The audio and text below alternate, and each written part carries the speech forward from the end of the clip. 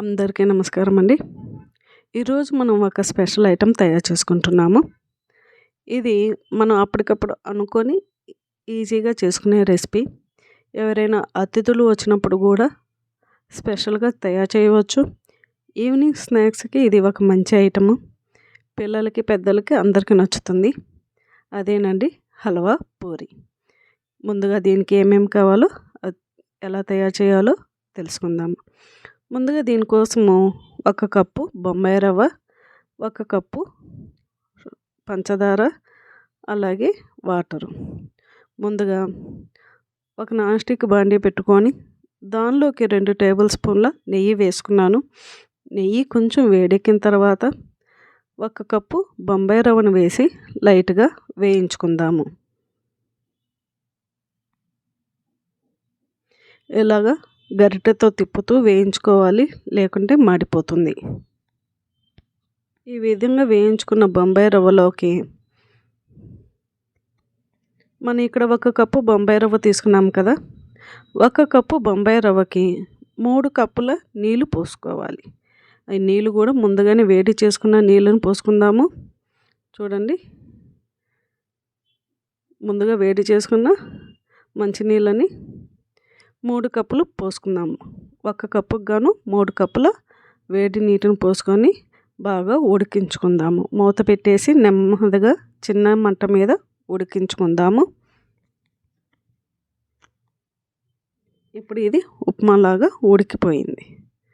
ఇప్పుడు దీనిలో 1 కప్పు షుగర్ని కొంచెం కొంచెం వేసుకుంటూ కదుపుకుంటూ, చూడండి, ముందు కొంచెం పంచదార వేసుకొని బాగా కలుపుకోవాలి. చిన్న మంట మీద చేసుకోవాలి. ఆ పంచదార మొత్తం మెల్ట్ అయిపోయిన తర్వాత ఇంకొంచెం పంచదార వేసి బాగా కలుపుకుంటూ ఉండాలి. ఈ విధంగా నేను 1 కప్పు పంచదారని 3 సార్లు వేసి బాగా ఉడికించుకున్నాను. ఈ పంచదార అంతా కరిగిపోయి గట్టిగా అవ్వాలి. అంటే బొంబాయి రవ్వ మొత్తం పీల్చుకుంటుంది.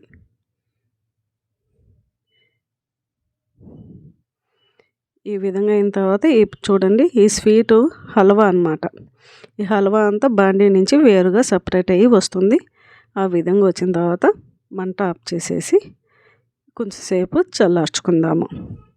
ఈ హల్వా చల్లారే లోపుగా మనం 2 కప్పుల మైదా పిండిని ఒక బౌల్లోకి తీసుకుందాము. పూరీల కోసం పిండి కలుపుకుందాము.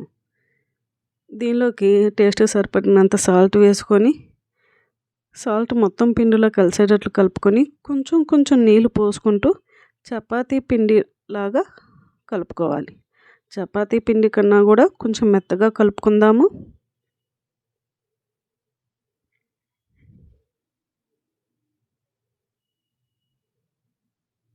ఇప్పుడు మెత్తగా కలిపిన మైదా పిండిలోకి కొంచెం 1 స్పూను ఆయిల్ వేసేసి చక్కగా కలుపుకుందాము.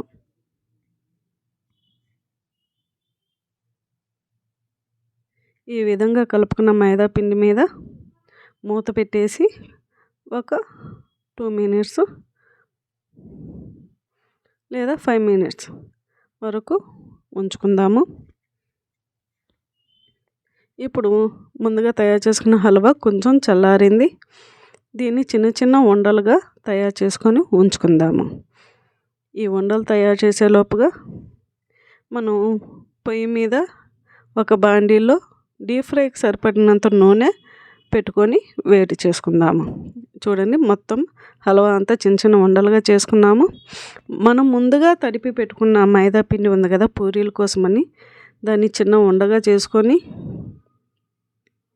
చూడండి, ఇక ఆయిల్ రాసుకొని దాని మీద ఇలా చేసుకొని దీని లోపల మనం హల్వా ముద్ద పెట్టుకొని మొత్తం కవర్ అయ్యేటట్లు మైదా పిండిని సర్దుకుందాము. ఈ విధంగా చేతితో ఒత్తేసి చిన్న చిన్న పూరీలా చేసుకోవాలి.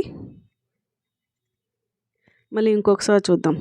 చిన్న మైదా పిండి ముద్ద లోపలికి ఇలా హల్వా ముద్ద పెట్టి దాని మీదకి మైదా పిండి మొత్తం కవర్ అయ్యేటట్లు చేసుకొని దాన్ని చిన్న పూరీలాగా చేత్తో ఒత్తుకుందాము.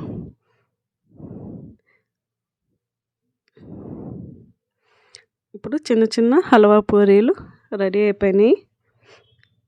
అదేవిధంగా మనం తయారు చేసుకున్న హల్వా ముద్దలన్నిటిని కూడా పూరీలాగా ఒత్తుకుందాము. ఇవి చేసుకునే లోపుగా డీప్ ఫ్రై కోసం నూనె వేడెక్కుతూ ఉంటుంది.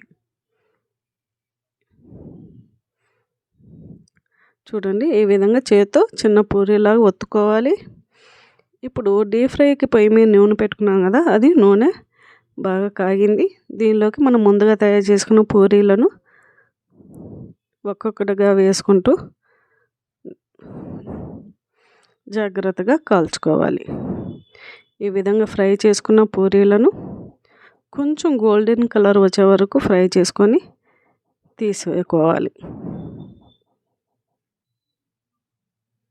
ఇదే విధంగా మనం మిగతా వాటిని కూడా తయారు చేసుకొని నూనెలోకి ఫ్రై చేసుకుందాము.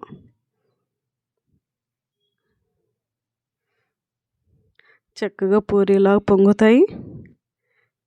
ఇవి మన ఇంటికి ఎవరైనా అతిథులు వచ్చినప్పుడు చేసి పెడితే చాలా స్పెషల్గా కూడా ఉంటుంది అన్నమాట.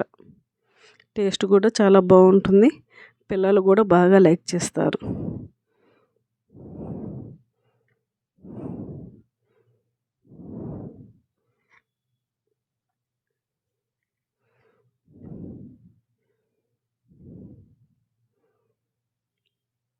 ఈ విధంగా అన్ని పూరీలను మనం నూనెలో వేసి డీప్ ఫ్రై చేసుకుందాము. నూనెలో వేసి పూరీలాగా కాల్చుకుందాము. అంతేనండి, హల్వా పూరీలు రెడీ అయిపోయినాయి.